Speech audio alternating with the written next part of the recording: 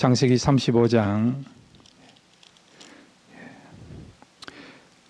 우리 4절부터 읽겠습니다. 창세기 35장 4절부터 15절까지 우리 함께 읽겠습니다. 시작.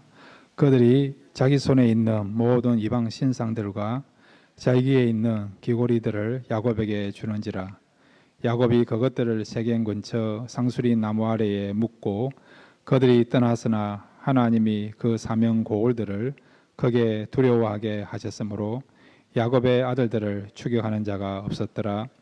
야곱과 그와 함께한 모든 사람이 가나안 땅 루스고 베델에 이르고 그가 거기서 제단을 쌓고 그곳을 앱베델이라 불렀으니 이는 그의 형의 낯을 피할 때에 하나님이 거기서 그에게 나타나셨음이더라. 리브가의 유모 드보라가 죽음에 그를 베델 아래에 있는 상수리 나무 밑에 장사하고 그 나무 이름을 알론 바굿이라 불렀더라. 야곱이 밧단 아람에서 돌아오매 하나님이 다시 야곱에게 나타나사 그에게 복을 주시고 하나님이 그에게 이르시되 내 이름이 야곱이지만은 내 이름을 다시는 야곱이라 부르지 않겠고 이스라엘이 내 이름이 되리라 하시고 그가 그의 이름을 이스라엘이라 부르시고 하나님이 그에게 이르시되 나는 전능한 하나님이라 생육하며 번성하라. 한 백성과 백성들의 총회가 내게서 나오고 왕들이 내 허리에서 나오리라.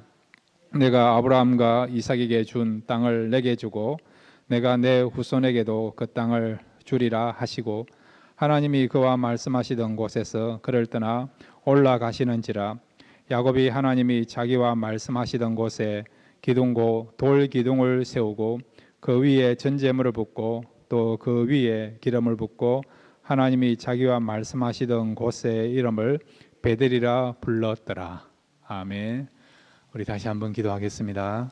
하나님, 말씀 들으러 왔습니다. 신령한 말씀으로 우리에게 채워주시고 하늘의 만나로서 우리의 영적인 그런 굶주림을 해결해 주시고 또 하나님의 사랑으로 다시 한번 힘입을 수 있는 귀한 시간 될 수 있도록 이 시간을 축복하여 주옵소서.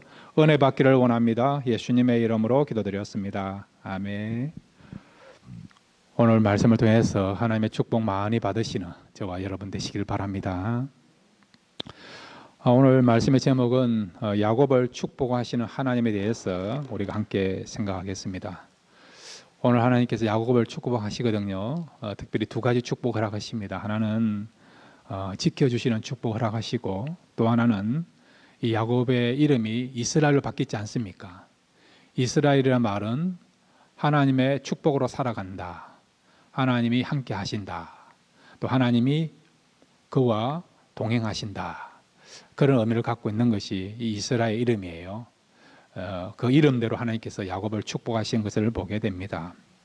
자, 그러면 하나님은 야곱을 축복하시는데 이 야곱을 축복하신 하나님은 우리에게 무엇을 원할까요?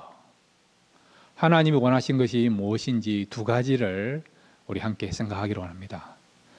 사람들마다 원하는 게 있지 않습니까? 부모님들이 원하는 거 있지 않습니까? 어떤 부모님들은요, 생일 챙겨주기를 원하는 부모님이 있더라고요.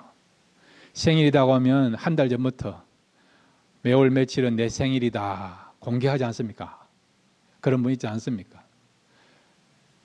그런데 어떤 사람들은 그런 것이 아니고 그냥 자녀들이 자기 앞가름만 잘했으면 좋겠다, 그걸 원하는 사람이 있고, 또 영적으로는 자녀들이 믿음 생활을 잘했으면 좋겠다, 예배를 잘 드렸으면 좋겠다, 그런 원하는 거 있지 않습니까? 하나님도요, 우리를 통해서 원하는 게 있습니다. 오늘 두 가지를 함께 생각하겠습니다. 첫 번째로 한번 따라해 주시기 바랍니다. 영적으로 회복되기를 원하신다. 예, 하나님은요, 우리가 영적으로 건강하기를 원합니다. 사랑하는 자여, 내 영혼이 잘된 같이 우선순위가 영적으로 잘되기를 원하십니다. 영적인 관계가 회복되기를 원합니다. 그 다음에 내 범사가 잘되고 강건하기를 원하노라. 범사가 잘 돼야 됩니다. 그리고 여러분의 육신도 강건해야 됩니다. 그런데 제일 먼저 우선순위로 우리가 잘 돼야 될 것이 뭐라고요? 내 영혼이 잘된 같이. 우리가 영적으로 건강해져 가고 영적으로 바른 그런 관계를 가지고 있어야 된다는 거죠. 영적인 회복이 중요하다는 거죠. 자, 지금까지 야곱이 20년 만에 고향으로 돌아왔어요. 고향으로 오는 길도 순탄치가 아니었습니다. 외삼촌이 그의 소유를 빼앗기 해서 추격해 왔고, 그 다음에 그의 형도 400명의 군사를 이끌고 자기를 죽이기 위하여, 복수하기 위하여 다가왔고, 이 모든 어려움이 있었지만 하나님의 은혜로, 하나님 보호하시고 지키신 은혜로 모든 어려움들이 다 이제 물러가고, 이제는 그가 자유와 평안을 누리면서 가나안에 정착을 하게 되었습니다. 그렇지만은 그가 순탄한 삶을 살았나? 아니지 않습니까?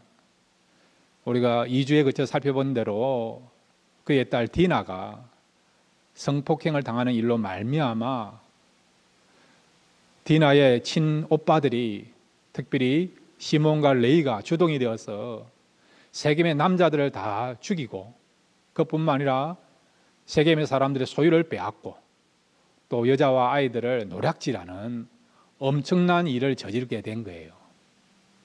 이 사실을 알았던 야곱이 두려워하고 있습니다. 왜냐하면 가나안 땅에는 세겜에 살고 있는 희 족속뿐만 아니라 여러 족속들이 살고 있잖아요.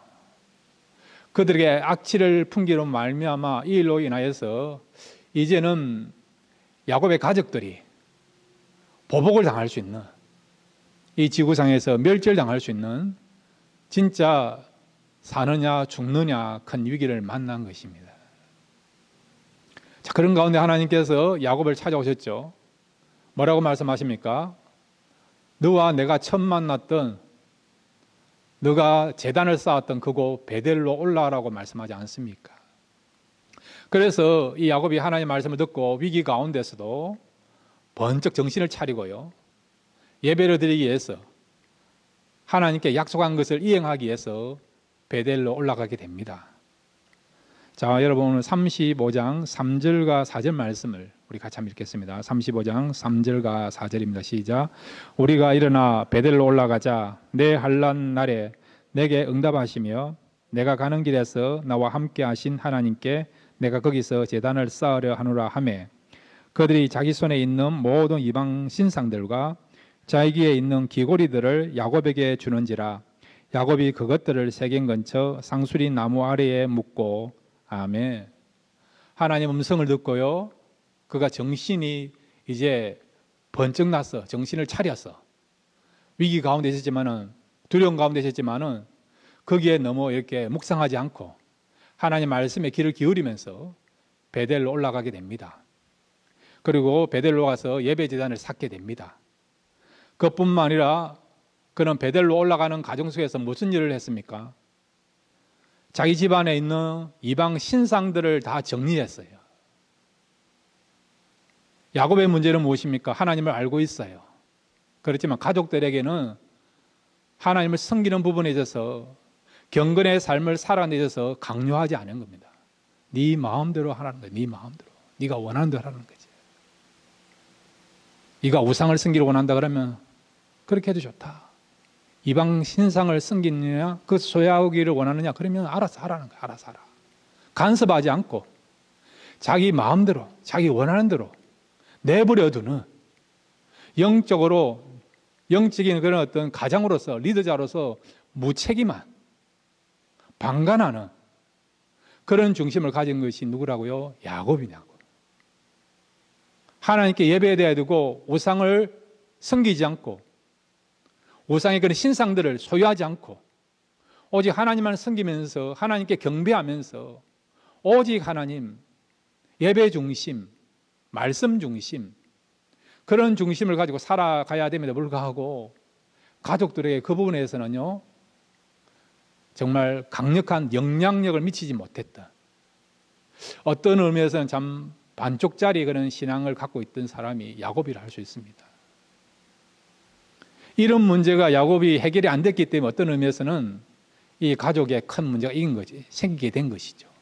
디나가 성폭행을 당하게 되고 이 일로 인해서 그의 친오빠들이 분노해서 세겜의 남자들을 다 죽이게 되고, 이제는 다른 족속으로부터 침입을 당해야 되는, 보복을 당해야 되는 그래서 큰 화가 미치게 되는, 큰 어려움을 겪게 되는 그런 위기를 만나게 된 것이죠.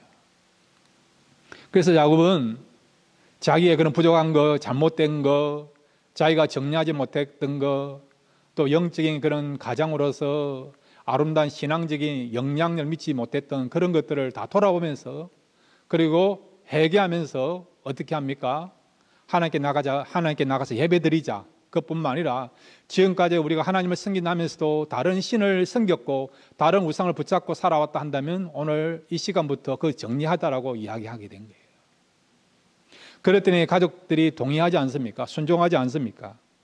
자, 여러분 오늘 4절에 보시면, 거기 보시면 이 가족들이 이방 신상들을 정리하는 것뿐만 아니라 자기 귀에 있는 귀고리들을 야곱에게 주는지라. 야곱은 그것을 땅에 묻게 됩니다. 귀고리까지 야곱에게 주는 것, 귀고리까지 땅에 묻는 것, 귀고리까지 정리하는 것을 보게 됩니다. 여러분, 귀고리가 나쁜 겁니까? 얼마든지 여러분 액세서리로, 장신구로 사용할 수 있는 거 아닙니까? 그런데도 왜 가족들이 이런 또 우상도 아니고요, 귀고리까지 빼서 야곱에 주었느냐? 그 이유가 궁금하지 않습니까? 이 귀고리는 그냥 귀고리 아니에요. 이 귀고리는 우상의 형상이 있는 그런 귀고리예요. 부적같이 그런 목적으로 사용하는 귀고리입니다. 귀고리. 그래서 하나님의 사람으로서는 이런 물건들이 불필요하고 있어서는 안 돼야 되고 정리돼야 될 삶이고 정리돼야 될 물건이기 때문에, 그래서 어떻게 했다고요? 야곱에게 주었고 야곱은 그것을 묻게 된 것이죠.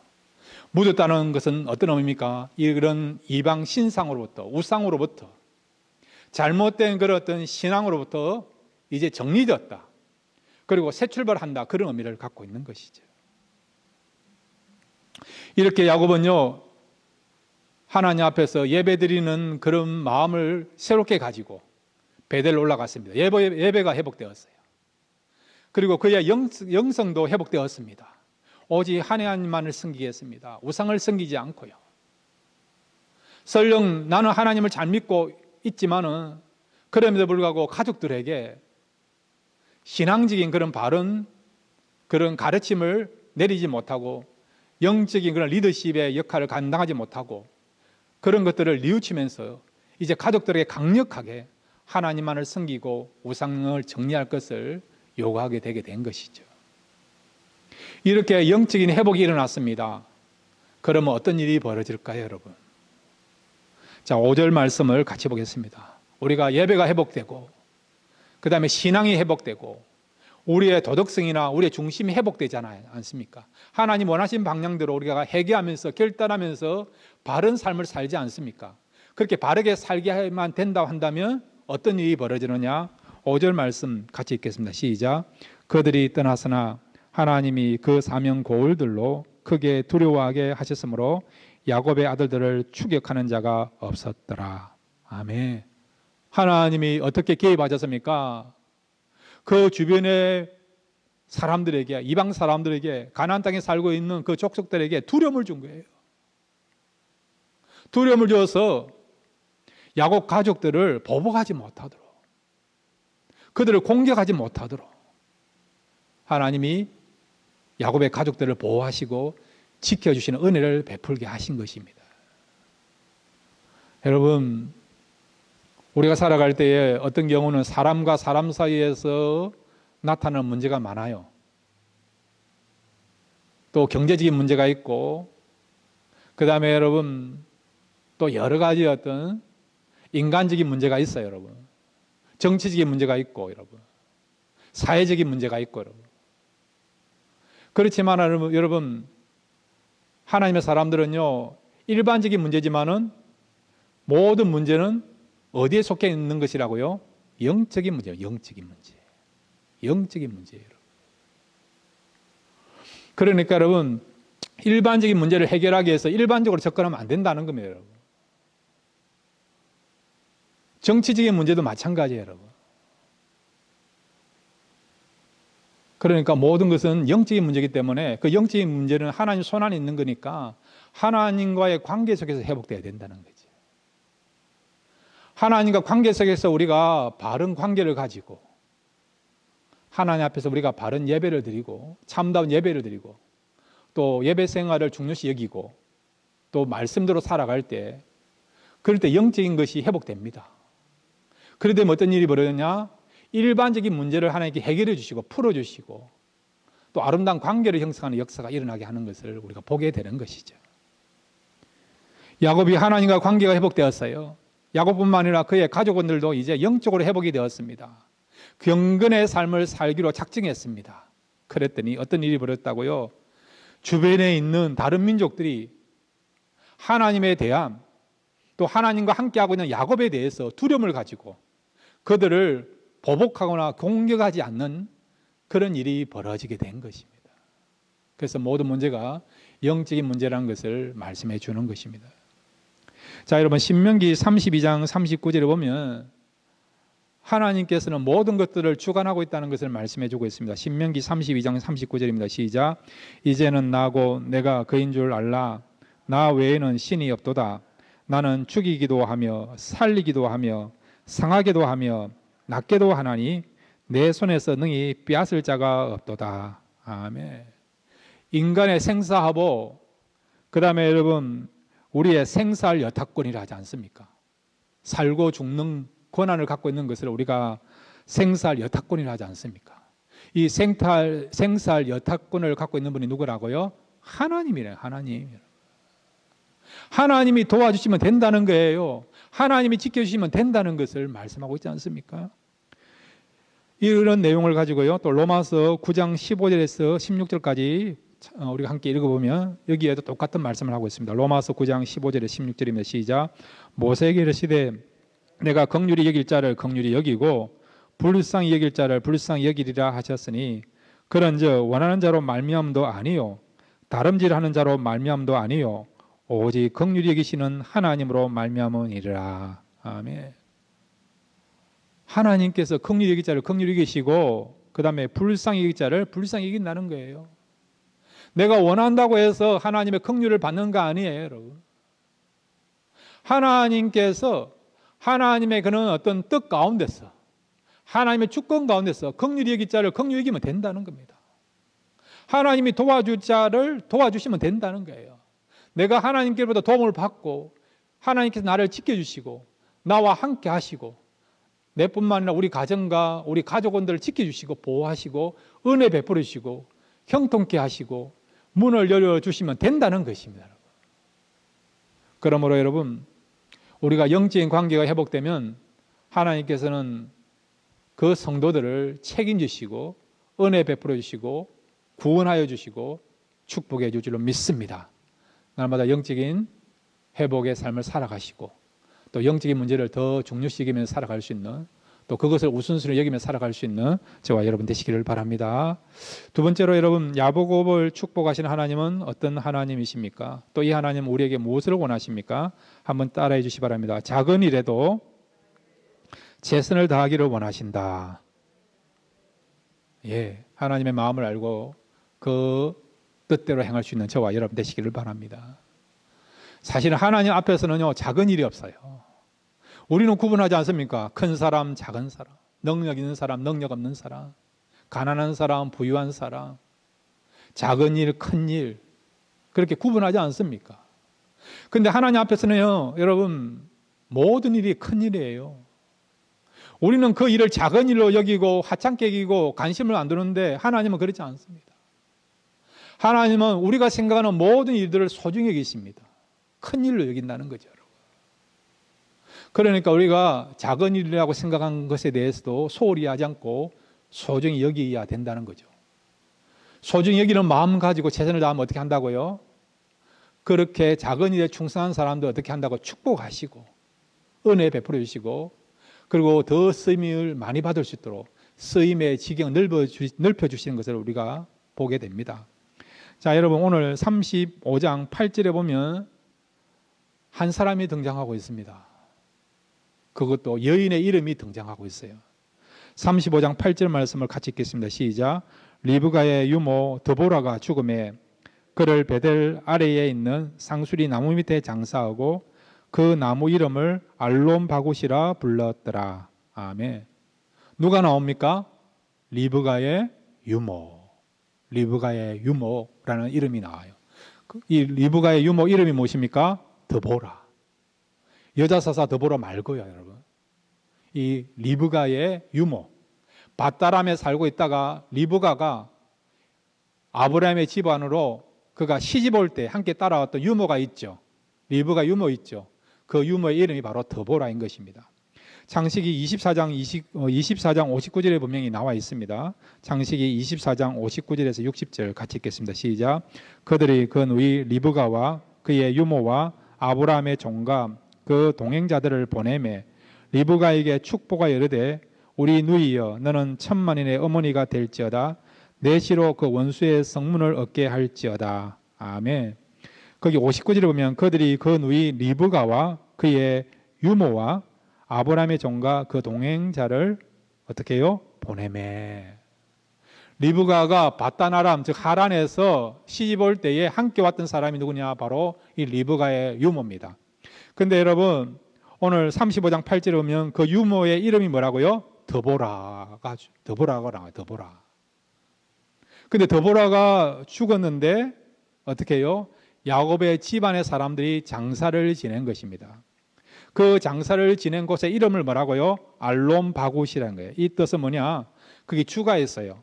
곡함의 상수리 나무라는 뜻을 갖고 있어요. 이 말은 이 유모, 리브가의 유모 드보라가 죽었을 때에 야곱의 가족들이 심하게 곡하면서 슬퍼했다는 겁니다. 가족 전체가 이 여인의 죽음에 대해서 무시하지 않고요, 소홀히 하지 않고 중요시 여기면서 안타까워하면서 관심을 가지면서 슬퍼했다는 것입니다. 자, 여러분이 묻습니다. 리브가가 어떻게 죽었습니까? 리브가가 죽은 이야기에 대해서 나와 있습니까? 리브가가 장사를 지냈다는 거 그런 내용이 나와 있습니까? 안 나와요, 안 나와요. 사라가 죽었을 때는 그가 막벨라굴에 장사되었다는 내용이 나와 있어요, 여러분. 그죠? 믿음의 어머니로서 성경이 예우를 갖추고 있습니다. 예우를 해주고 있어요. 근데 리브가가 죽었을 때는 그가 어떻게 죽었는지 내용이 안 나와요, 여러분. 장례식을 치렀다는 내용이 안 나와요. 근데 놀라운 것은 오늘 여러분 리브가가 아닌 리브가의 유모였던 드보라가 죽었는데 그가 어떻게 장사를 치렀고 어떻게 죽었는가 나와 있지 않습니까? 아니 여러분, 어떻게 리브가도 어떻게 죽었는가를 모르고 장례식에 관한 내용이 안 나와 있는데 어떻게? 유모란 것은 그 당시 사회에서는요 종에 해당되는 신분입니다. 종에 해당되는 거.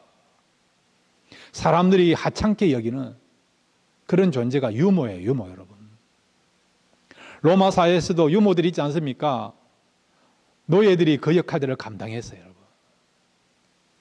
그러니까 어떤 의미에서는 이 리브가의 종에 해당되는 사람이 누구냐고요? 드보라입니다, 드보라. 그런데도 주인인 리브가에 대해서는 그가 어떻게 죽었는가를 성경을 말하지 않는데, 그런데 리브가의 그런 어떤 유모였던 드보라에 대해서는 성경은 자세하게 그가 죽은 내용에 대해서, 장사 지낸 내용에 대해서 야곱의 가족들이 최선을 다해서 극진하게 예우를 갖추면서 장례식을 치른 내용이 나와 있다는 거죠. 왜 이렇게 여인의 죽음에 대해서 성경을 언급하고 있습니까? 여러분, 이게 보통 사건이 아니에요.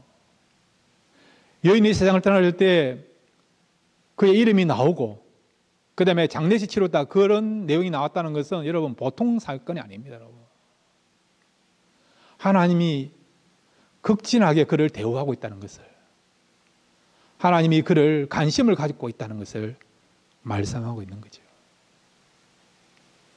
우리가 여러 가지 성경의 내용들을 종합해 보면 이 야곱의 가족이 다시 가나안 땅에 들어왔을 때 드보라가 죽기 직전까지 야곱의 그 자녀들을 잘 돌봤다고 우리가 생각할 수 있어요.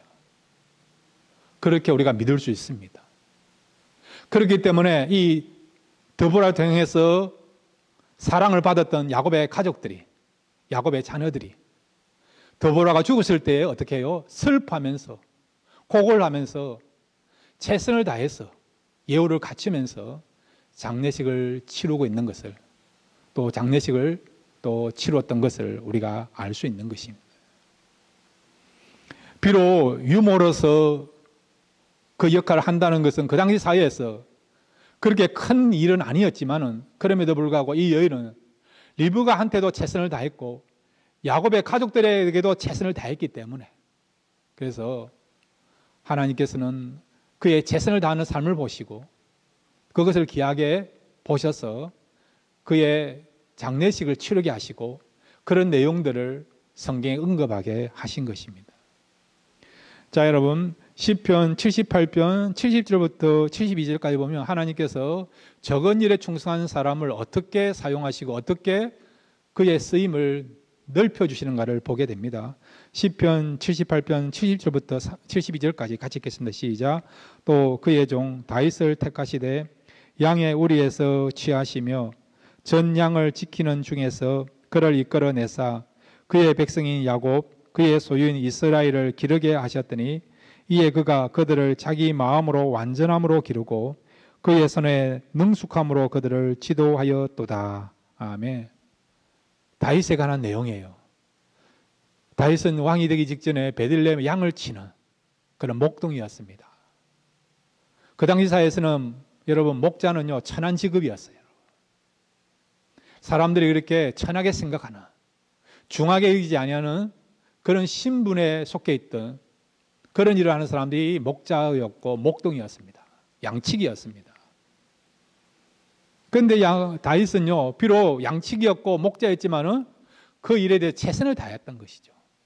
그래서 우리가 사무엘상에 보면 다윗이 얼마나 성실하게 목동 일을 감당했냐니까, 곰이나 사자가 나타나서 자기의 양을 물고 갔을 때, 보통 목자나 목동 같으면 자기 생명을 지키기 위해서 포기하지 않습니까? 그 양을 구해주러 갔다가 자기 생명을 잃을 수 있는 거 아닙니까? 모두를 위해서 최소한의 희생이 필요하다, 그런 마음을 가질 수 있는 거 아닙니까? 근데 다시는 어떻게 했다고요? 자기 생명을 걸고 곰의 입에서, 때로는 사자 입에서 그 양을 건져내지 않습니까? 다윗은 목동으로서 최선을 다해서 하나님께서 그에게 맡기신 그 양들을 사랑하고 돌보고 지키는 일을 감당했다는 거죠. 그걸 성경은 말씀하고 있는 거죠. 비록 세상 사람들은 하찮은 일로, 적은 일로 여겼지만은 다윗은 그것을 적은 일로, 하찮은 것으로 여기지 아니하고 하나님 주신 가장 귀한 일로서 여기면서 소명의식을 가지고요 최선을 다했다는 것이죠. 이렇게 다윗이 작은 일에 충성하고 최선을 다했더니 하나님이 그를 어떻게 높여주십니까? 어떻게 쓰십니까? 오늘 71절에 보면 전 양을 지키는 중에서 그를 이끌어내사 그의 백성인 야곱 그의 소유인 이스라엘을 기르게 하셨더니, 이스라엘을 기르는, 이스라엘을 다스리는 왕으로 삼아 주셨다는 겁니다. 목동의 신분에서 하루아침에 그가 왕으로, 세상적으로 말하면 가장 높은 위치까지 올라가는 그런 아름다운 역사들이 나타나게 된 것이죠. 유대 나라에 많은 사람이 있지 않습니까? 왕제가 될 만한 사람들이 많이 있지 않습니까? 사울을 대신해서 차기 왕이 될 사람들이 얼마나 많이 있습니까? 좋은 어떤 가문에서 잘 훈련받은 그런 사람들, 귀족 자제들이 얼마나 많이 있습니까? 공부도 많이 한 사람들이 있지 않습니까? 그럼에도 불구하고 하나님께서 다윗을 왕으로 세우신 이유가 뭘까요? 바로 그가 작은 일에 충성했기 때문에, 작은 일에 최선을 다했기 때문에 하나님이 그것을 귀하게 보셔서 그를 이스라엘 나라의 두 번째 왕으로, 예수 그리스도를 상징하는 그런 위대한 왕으로 하나님께서 삼아주시고, 또 그를 하나님께서 정말 아름다운 왕으로, 그리고 또 하나님의 그런 영광과 은혜를 나타낼 수 있는 그런 영적인 지도자로 세워주셨던 것입니다. 사랑하는 성도 여러분, 우리 맡기신 일에 소중함을 가지고 최선을 다하시면 그걸 통해서 하나님께서 더 축복하시고 은혜를 베풀어 주시고 또 우리에게 능력을 주시고 또 우리를 통해서 많은 사람이 기쁨을 주고 소망을 줄 수 있는 그런 일에 쓰임받는 저와 여러분이 될 줄로 믿습니다. 그뿐만 아니라 우리가 작은 일에 충성하시면 하나님께서 우리 남은 생에 하나님 나라를 위해서 또 하나님께서 우리에게 허락하신 사람들을 위해서 더 귀하게 아름답게 풍성하게 쓰임받는, 그래서 우리의 쓰임이 넓어지는 그런 역사가 일어나게 될 줄로 믿습니다. 우리에게 주신 그 사명에 최선을 다하시고 또 그 일에 성실하게 감당할 수 있는 저와 여러분 되시기를 주님의 이름으로 축원드립니다.